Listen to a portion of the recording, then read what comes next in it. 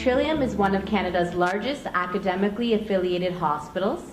We have highly specialized regional programs in advanced cardiac, vascular, stroke, neurosciences, orthopedics, and sexual assault domestic violence services. We are recognized internationally for our innovative approach to providing safe, high-quality healthcare services, and we've received numerous national awards for quality and innovation.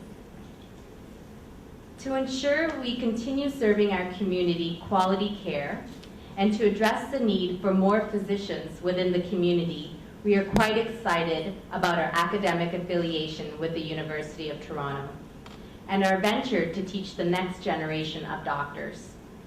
Our first speaker is Dr. Michael Cates, Chief of Family Practice and Director of the Trillium Somerville Family Medicine Teaching Unit. Dr. Cates will speak on why having a family doctor is truly the best medicine one can follow, as your family doctor is the center of your care and helps you navigate through what can be a very complex healthcare system. So I'd like to start off by telling you who I am. And it's not just who I am, it's who all the doctors are, all the family physicians. We take care of our patients the best we can. We accept responsibilities, and we respect confidentiality. But in addition, we also are leaders, and we have the expertise to treat within a broad spectrum of health issues. If you don't have a family physician, there's a goal to try and get one and try to provide for you, which means that family physicians are a very busy bunch. And that's not to take away from nurse practitioners or other healthcare providers who want to provide care for individuals. So the prepared physician and the informed patient, they've optimized the visit in an ideal setting. That results in an ideal visit for the patient and a better outcome. And then you've achieved, as you see in the middle of the diagram, it's a greatest system, it's a safe system, and it's a universally acceptable system for everybody. So what does the informed patient have to do? The informed patient, and that'll be you people at the end of this talk, have to find a suitable family physician. There may be physicians out there that are taking patients, but they may not be your most suitable patient. So you have to ask yourself when you go to visit your doctor, what is it that I need to get out of my visit? And you need to understand the office setup. Does the office run as a walk-in? Does the office run by appointments? If it's not an urgent appointment, is the office appointment going to be a week from now or a few weeks from now? The patient helps to determine the urgency, but the person at the other end needs, and that's our office staff, needs to appreciate how urgent the matter is. The appointment itself, how do you prepare for it? Don't just book an appointment because you need an appointment, because you have an urgent matter. Don't forget that we like to deal more and more with preventive health care. And by preventive health care, we'd like to try to screen you for diseases. We try to prolong your life and try to prolong your quality of life. Medication management versus medication madness, I'll be talking a bit about that. The referral process and after hours care, how do we deal with that? And I think the informed patient needs to also understand what kind of models of care that are out there and which model would be most suitable for you, the patient. The appointment itself we'll be talking more about, because that encounter with your family physician it's important that you're a part of the process. It's not just a matter of making the appointment in a timely manner. If you're canceling, it's only fair to other patients around you that you give a fair warning so that slot is used for somebody else who's in need of the appointment. You need to prepare and focus for your appointment. If there is a delay, which there can be, because in family medicine, as with other specialties, we have undue or unforeseen delays beyond our control. You can't just come in and expect that you're going to get what you need without sometimes a bit of dialogue with the staff in the office. You have to be able, in the office, to tell your story. So you have to be organized. You have to prioritize your needs. And you have to be able to describe and maybe write it down if that's what works for you, what your needs are, so that the family physician can maybe help you to prioritize your needs.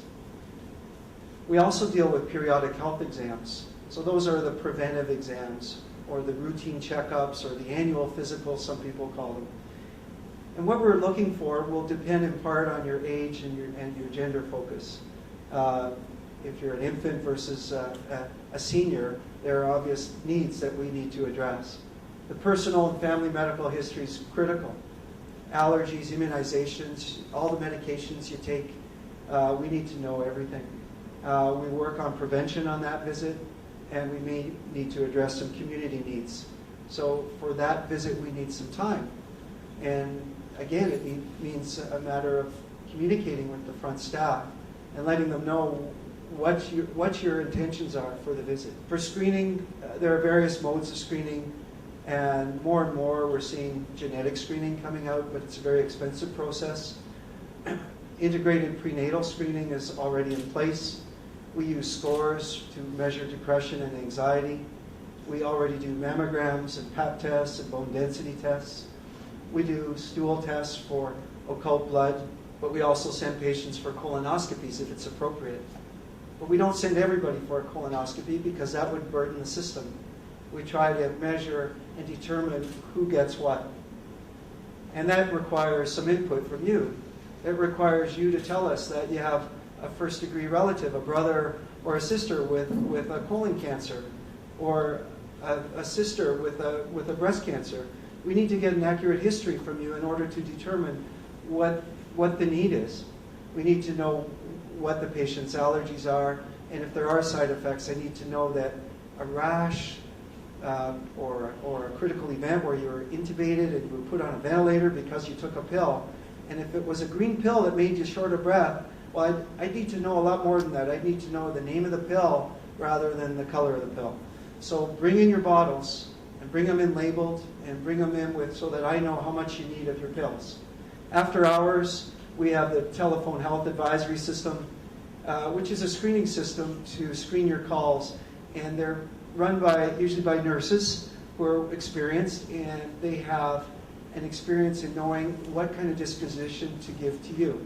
They'll often consult with the doctor or resident on call, and the advice is sometimes generic, but the advice is safe advice. So they'll err on the side of safety. They may tell you to go to the emergency, but they may not do that without consulting first with the doctor at the other end. Urgent care and emergency care are obvious, more urgent issues.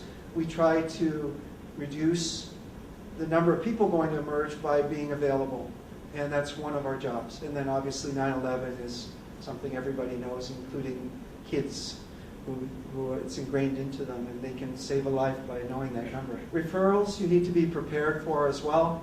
A referral isn't just a visit, and it's not magical. There's a process involved. The staff needs to organize your chart. They need to send what they have over to the physician at the other end. And it's your job to, again, bring your medication, bring the bag or the suitcase, and any information you have. If it's a disc with some x-rays on it, or an MRI or some procedure, then bring along. Special tests, you need to know what the preparation is. Don't just show up for a barium enema with knowing that you need to do a prep beforehand or a colonoscopy, because you'll have wasted your time, and then the procedure itself is not as good, and you'll have maybe exposed yourself to some unnecessary procedure, and the risk is still there of doing the test. Why expose yourself to that risk if the reward is not there? But that's a very useful determination of how we're doing, what kind of job we're doing. Because if the waiting lists are getting longer and longer, then it means that patients are in this black hole and they're not being served properly. The important thing to note is that the traditional system is a good system for a lot of patients, and some of your family physicians may still practice that kind of medicine. Until recently, electronic medical record funding wasn't available for the traditional office, but now it's available. Our electronic medical record that we have at Somerville is quite a help for us, and it allows us to transition care better.